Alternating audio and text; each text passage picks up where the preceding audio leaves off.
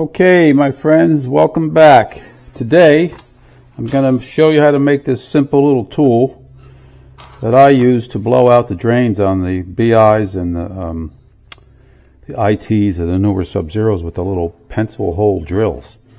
Now, I carry this in my little tool bag here, which is in my larger tool bag, and I use this oftentimes with a CO2 tank. We used to carry these, I guess, 16-ounce size paintball type canisters and filled with CO2. So we'll use that, hook it to a refrigeration hose, and reverse flow, blow out a drain line, disconnect it on the other end, and blow out all the sediment and crap that gets in the water lines sometimes. And that I use it for that.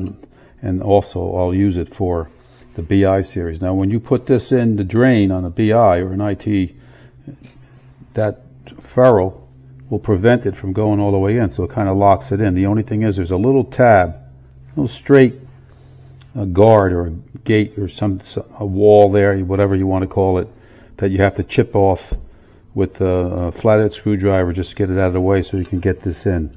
Alright, that's the thing. So this is my tool, and this is what we're going to use.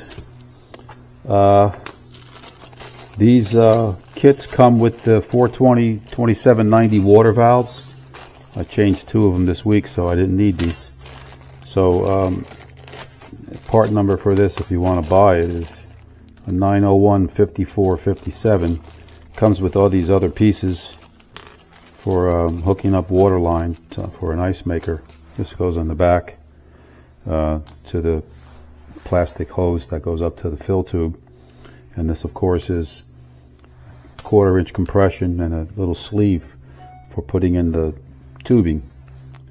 Alright, so now and this is what I use. I used to use Freon, but can't use it anymore, not for this kind of work.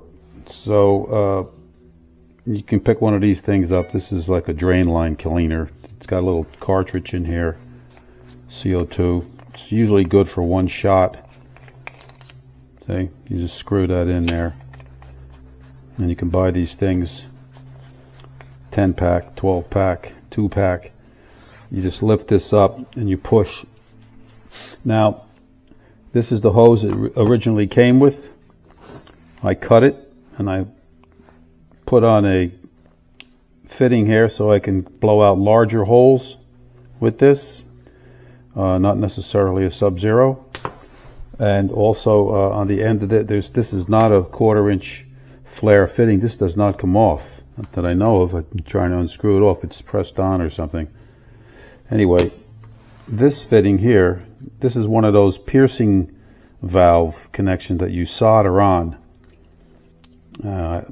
The Schrader valve has been removed, and so that goes in here. Actually, I can drill this out, but that's going to go in here like this. I had one in here and I used this and it blew out and I lost it, so I need to put a little clamp on there so it doesn't blow out.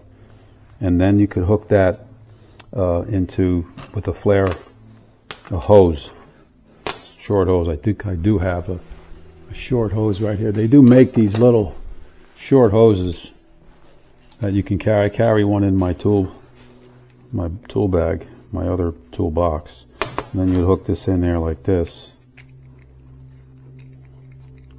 Alright? And then you stick this in the drain and blow it out. Alright, so let me show you how I do this, and you can watch along. One other thing, for you guys that worked on the old Sub-Zeros, remember the old 200 series Sub-Zeros that had the ice maker connector, these 4 prongs? This was a little tool that I made up so that I could just plug in the wall and test the water valve. So I've never thrown it away, because believe it or not, I still have customers that have 211s and 251s and 241s. It's amazing. And one more thing, I don't know if I've ever showed this to you before. This is a 1/4 inch swivel on a I don't know what size socket that is. It looks like it could be 4mm.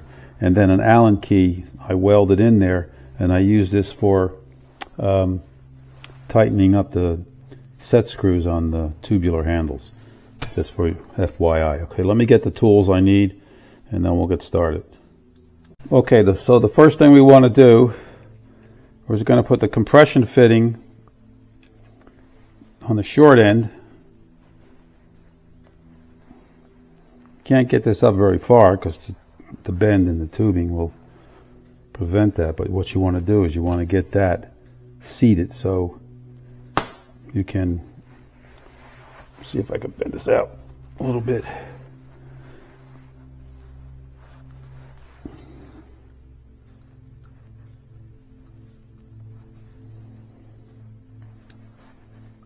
All right, now stand by.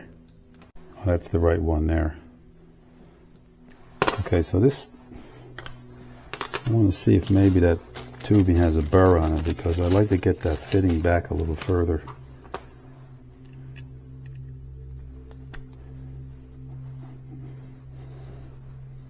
Okay, that's a little better.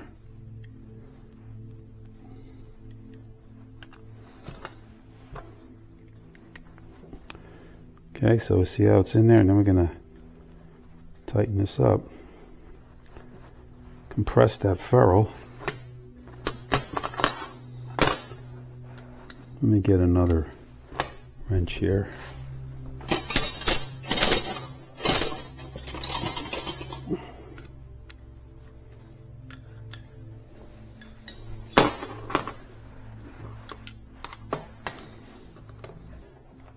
Water pressure or anything, it's just a tool.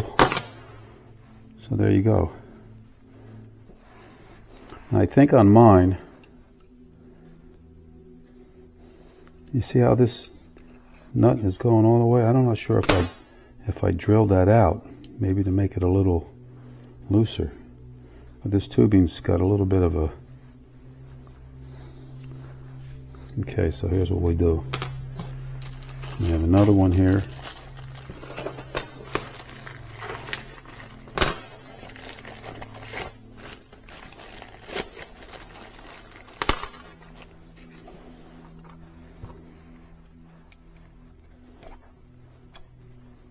Yeah, so I think what I'm going to do is stand by. I'm just going to drill that out just a little bit so we can slide that up and down. Okay, let's see if this works. Yes. Okay.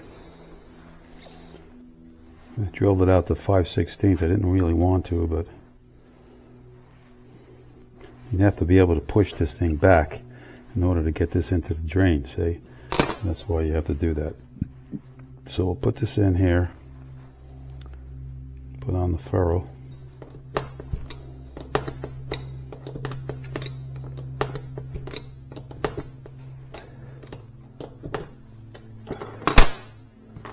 Okay, nice and tight. See how that looks. Great. So there you go. Now, put the flare on. Okay, put a nice little flare in here.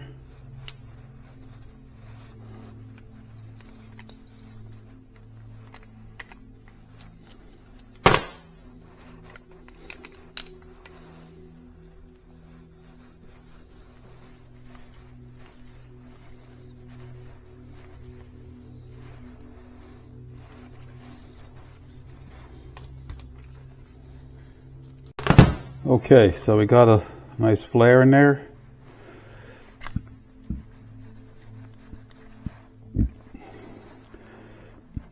Now we take our 1/4" flare union,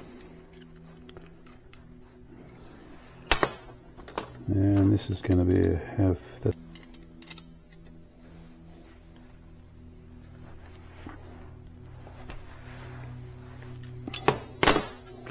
There you go. That's the tool. So, there's mine. I'll keep this one in the shop. And we'll save this stuff, throw this in the whatever bin. All right, that's it for now. I'll be back with some other repairs soon.